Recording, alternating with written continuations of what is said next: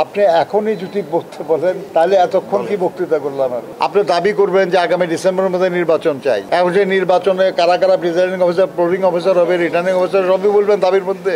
আমরা বলেছি যে প্রবাসী বাংলাদেশিদেরকে জাতীয় সংসদ নির্বাচনে অংশগ্রহণ করার সুযোগ দিতে হবে। কিভাবে করবে এই নিয়ে আলাপ করলেন তারা, তাহলে কি নির্বাচন বন্ধ করে দেবো আমরা? কারণ আমরা খুব অর্থবান জাতি না, আমাদের মানুষের কল্যাণের জন্য অনেক কিছু করা আমাদের বাকি, সেটাও আমাদের বিবেচনা করতে হবে যে ধরনটা সবচেয়ে সাশ্রয়ী হবে সেরকম ধরনের এবং সহজলভ্য সহজবোধ্য এরকম একটা প্রস্তাব আমরা আমাদের দলের পক্ষ থেকে করব।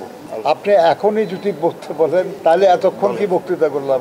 আমি বলেছি যে আমরা তো দলের পক্ষ থেকে এখানে এসেছি, আমরা জানলাম তাদের সব ডকুমেন্ট এগুলো আমরা নিলাম, আমরা আমাদের দলে আলোচনা করে আমাদের দলের পক্ষ থেকে আমরা জানাবো। তারা বলেছেন 15 দিনের মধ্যে, এবং এটাও বলেছেন যদি 15 দিনের মধ্যে না হয় আর একটু বেশি হলেও কোনো অসুবিধা নাই, কিন্তু আমরা মনে করি না যে এত বেশি সময় লাগবে, কারণ আমাদের তো এই নিয়ে কাজ করা আছে কিছু। আপনি এটা দাবির মধ্যে পদ্ধতির উল্লেখ তো থাকে না ভাই।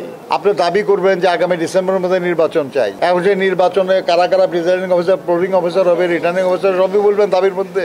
আমরা বলেছি যে প্রবাসী বাংলাদেশিদেরকে জাতীয় সংসদ নির্বাচনে অংশগ্রহণ করার সুযোগ দিতে হবে, ব্যবস্থা করতে হবে। কিভাবে করবে এই নিয়ে আলাপ করলেন তারা কিছু প্রস্তাব করেছেন, 3টা প্রস্তাব।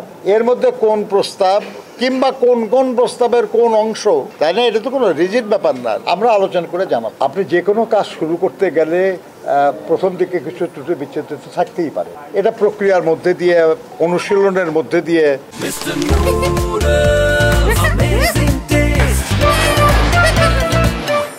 সেটা ত্রুটি দূর হয়। আপনি যেটা বললেন আর কি, যে আমাদের দেশের যে বর্তমান নির্বাচন যে প্রক্রিয়া সেটাতেও কিছু ত্রুটি আছে, তাহলে কি নির্বাচন বন্ধ করে দেবো আমরা? প্রবাসীদের অংশগ্রহণের সুযোগ দিতে যে প্রক্রিয়া, সেই প্রক্রিয়ায় যদি কিছু ত্রুটি থাকে সেটা সহজে আমাদেরকে শুরু করতে হবে, যাতে করে অনুশীলনের মধ্যে দিয়ে আমরা সেই ত্রুটি দূর করতে পারি, কমাতে পারি। আর একটা জিনিস যেটা, সেটা হলো যে যদি এরকম কিছু নাই থাকবে তাহলে কি এত সংস্কার, এত বিপ্লব ইত্যাদি কথা আমরা কেন বলি?